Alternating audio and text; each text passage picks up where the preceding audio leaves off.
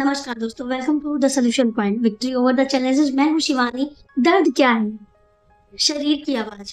दर्द कोई दुश्मन नहीं है, ये हमारे शरीर की भाषा है। वैज्ञानिक रूप से जब शरीर में कोई चोट, सूजन या तनाव होता है, तब हमारी नसों के अंत में मौजूद नोसिसेप्टर्स एक सिग्नल भेजते हैं, जो रीढ़ की हड्डी के जरिए दिमाग तक जाता है।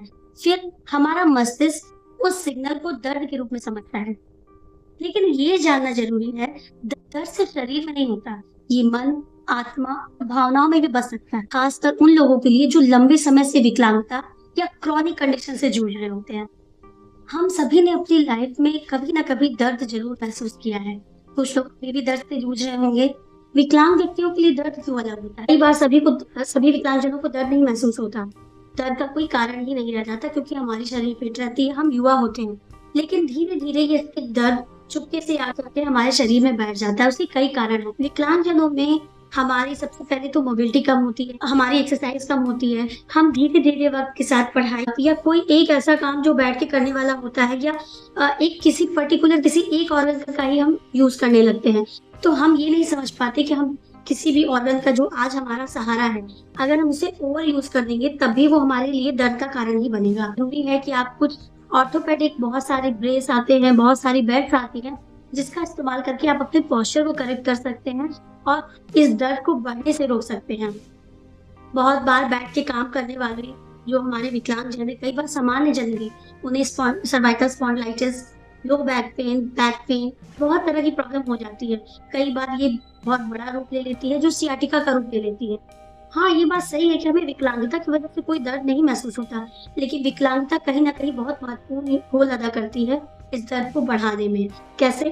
पोस्चर सही नहीं होना, हमारे चलने का तरीका जो हम अपनी विकलांगता की वजह से अलग तरह से डेवलप कर लेते हैं, कई बार उसका ओवर यूज, ज्यादा चल लेने की वजह से भी हमें दर्द महसूस होना शुरू हो जाता है, जो कि एक समय में होता है। कई लोग इस दर्द के साथ जीते जीते इस दर्द को अपने जीवन का हिस्सा मान लेते हैं। उन्हें लगता है ये दर्द कभी नहीं जाएगा, लेकिन ऐसा नहीं है। आप उस पर काम करना शुरू कीजिए। अब मैं अपनी एक पर्सनल स्टोरी बताऊं, जब मुझे दर्द होना जब मैं टीनेज में थी, तो मुझे दर्द नहीं हो रहा था। धीरे धीरे मैंने कंपटीशन एग्जाम की जब तैयारी करना शुरू की, तो फिर और लोगों का ये कहना कि नहीं, पढ़ाई ही सब कुछ है, तो मैंने पूरी तरह से अपने आप को झोंक दिया पढ़ाई में। उस पढ़ाई के दौरान कंटिन्यूसली बैठने में, और 17 से 20 दिन के अंदर ही मैंने मैनुअल टाइपराइटर जो होता है उस पर टाइपिंग सीखी, जिसकी वजह से मेरे गर्दन में, मेरे हाथों की नसों में अंदरूनी इंजरी हो गई, जो मेरे लिए 3-4 साल का दर्द दे गई। और वो दर्द इतने भयानक होते थे कि बर्दाश्त करना बहुत मुश्किल था। दर्द के स्टेज यानी स्पॉन्डिलाइटिस से वो दर्द बढ़ता जा रहा था, जहाँ की मैं अपने आप को खड़ा करने के लिए ही एक्सरसाइज करवा रही थी, और ये जो दर्द मेरी रीढ़ की हड्डी में, गर्दन में टेढ़ापन ला रहा था, उसमें धीरे धीरे जगह बना रहा था एक परमानेंट दर्द का, वो सब बढ़ता ही जा रहा था। जब मैंने इलाज कराना शुरू किया, तो एक के बाद दूसरा, दूसरे के बाद तीसरा दर्द शुरू हो गया। यानी मैंने पैर का इलाज कराना शुरू किया, फिर कमर में दर्द, गर्दन में दर्द और पूरे शोल्डर्स में दर्द, और ये दर्द बढ़ता ही गया। और 3 साल मैंने इस भयानक दर्द को झेला। बहुत सारी दवाएं खाई। ये दवाएं कई बार विपरीत असर भी की। कई बार जब हम दवा खाते हैं, ये दर्द की दवाएं जो शरीर में दर्द को तो राहत दे देती है, लेकिन ये ब्लोटिंग पैदा करती है, और बाद में फ्यूचर में इसके बहुत सारे साइड इफेक्ट हैं। हम पेन किलर तो ले लेते हैं, लेकिन ये पेन किलर हमारे शरीर के लिए बहुत ही भयानक साबित होते हैं। फिर धीरे धीरे पता चला कि शरीर में जो ये पोषण तत्वों की कमी है, यानी कैल्शियम, विटामिन डी, मैग्नीशियम, ये सबकी कमी भी शरीर में दर्द को बढ़ावा दे रही थी, जो इस दर्द से मुझे छुट्टी नहीं दिला पा रही थी। उस समय मैंने बाहर से बहुत सारी ऐसी दवाएं ली, कैल्शियम वगैरह लिया, जो मैं बराबर उसको ले रही थी, लेकिन मुझे असर नहीं कर रही थी। बाद में मुझे पता चला कि ये शरीर में उस हिसाब से अब्जॉर्ब ही नहीं हो रही है। कई बार कैल्शियम ऐसा भी होता है, जब हम उसे लेते हैं तो जिस बॉडी के पार्ट में इसको काम करना चाहिए, ये काम नहीं करती, बल्कि शरीर के दूसरे हिस्सों में जाकर के डिपॉजिट हो जाती है, जो कि बाद में किडनी की समस्याएं पैदा करती है। कई बार जो लोग कैल्शियम, आयरन, ये सारे सप्लीमेंट ले रहे होते हैं, उन्हें ब्लोटिंग की प्रॉब्लम, गैस की प्रॉब्लम, इवन पथरी की समस्या भी होने लगती है। विकलांग जनों को ये प्रॉब्लम बहुत ज्यादा होती है। सामान्य जनों को भी प्रेगनेंसी में, या जब हम किसी तरह की हमें चोट लग जाती है, फ्रैक्चर हो जाता है, तो हम उस समय कैल्शियम, विटामिन डी, ये सारे सप्लीमेंट हम लेते हैं, डॉक्टर हमें रिकमेंड करते हैं। लेकिन कहीं ना कहीं ये सप्लीमेंट भी हमारे दर्द का कारण बन जाते हैं। आजकल तो ऐसा भी होने लगा है कि जब हम सप्लीमेंट लेते हैं तो एक सप्लीमेंट के साथ दूसरा, दूसरे के साथ तीसरा, और कई सारी दवाओं की चेन बन जाती है जिसे हम पूरी मात्रा में ले नहीं पाते। या फिर कुछ ऐसे ड्रग्स होते हैं जो मिले-जुले होते हैं, जिसमें बहुत भारी मात्रा में दवाएँ भी होती हैं, सप्लीमेंट भी होती है, जिन्हें कंटीन्यूअसली नहीं यूज़ करना चाहिए। लेकिन हम एक बार दर्द से मुक्ति पा लेते हैं तो हमें लगता है कि यही दवा मेरे लिए ठीक है, क्योंकि इसमें कॉम्बिनेशन है। ये कॉम्बिनेशन वाली दवा आपके लिए हानिकारक हो सकती है। आप अगर ये चाहते हैं कि आप अपने शरीर को संतुलित रखना चाहते हैं, पोषण देना चाहते हैं, अब वो पोषण आपका खाने-पीने के थ्रू नहीं कंप्लीट हो रहा है, तो आप सप्लीमेंट की तरफ जाते हैं। तो जब आप सप्लीमेंट ले रहे हो तो कम से कम उसे चेक कीजिए, उसके बारे में जानकारी लीजिए। अच्छे प्लांट बेस्ड सप्लीमेंट का उपयोग कीजिए जो आपको आज राहत दे रहे हैं, लेकिन भविष्य में परेशानियाँ ना दें। वही सप्लीमेंट जो सस्ते तो हैं, लेकिन कल को वो आपके लिए बहुत महँगे साबित हो जाएँ। तो इसलिए सप्लीमेंट का चुनाव भी बहुत सोच समझ के कीजिए।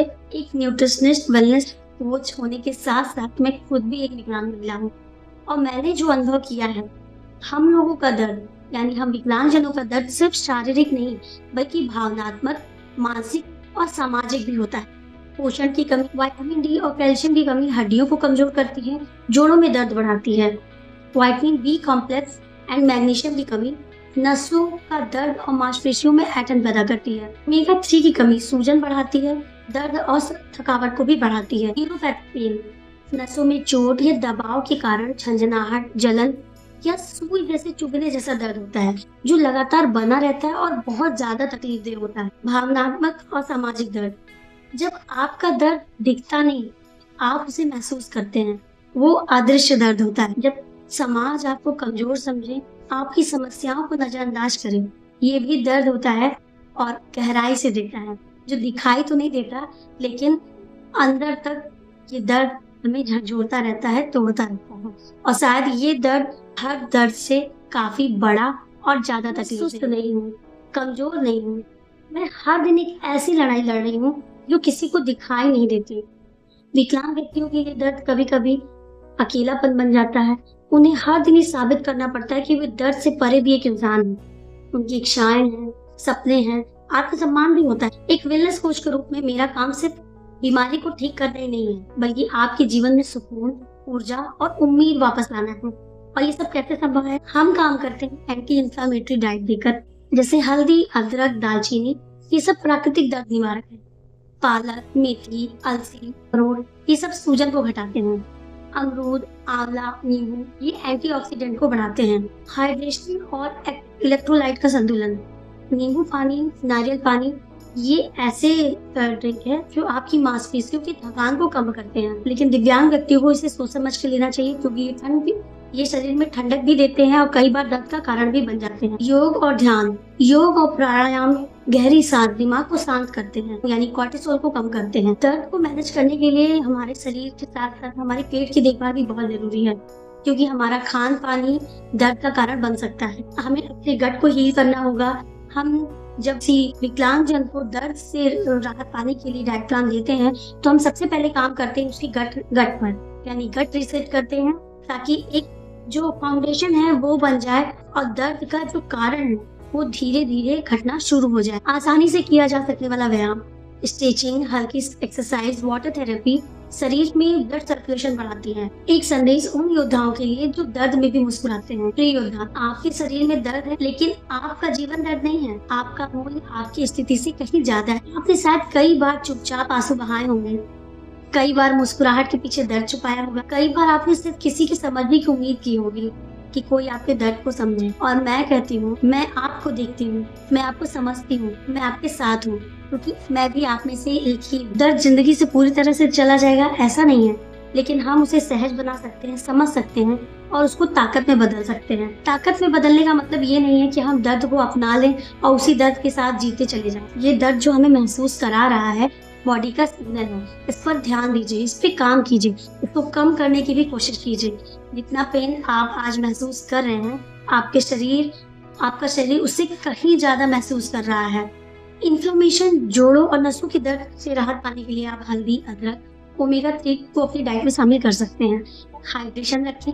पोषण की कमी मांसपेशियों में थकावट और ऐंठन पैदा कर सकती है। संतुलित आहार और मल्टीविटामिन आपको उसमें मदद दे सकते हैं। ध्यान, योग और संगीत, बातें करना, ये सब आपको फायदा पहुंचा सकता है भावनात्मक और मानसिक तनाव में। असंतुलित चलना, बैठना, रीढ़ या जोड़ों पर दबाव, ये सब कुछ भी एक विकलांगजन के साथ होता है। तो उसके लिए आपको अपने पोस्चर पर ध्यान देना है, एक्सरसाइज करनी है। बहुत सारी थेरेपी ऐसी उपलब्ध हैं जो आपके दर्द को कम ही नहीं पूरी तरह से ठीक भी कर सकती हैं। दर्द को भगाने से पहले उसे समझो, स्वीकार करो, अपने शरीर से प्यार करो, उसे शांत करो।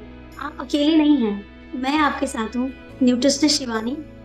हम साथ मिलकर पा सकते हैं victory over the challenge the solution point के साथ।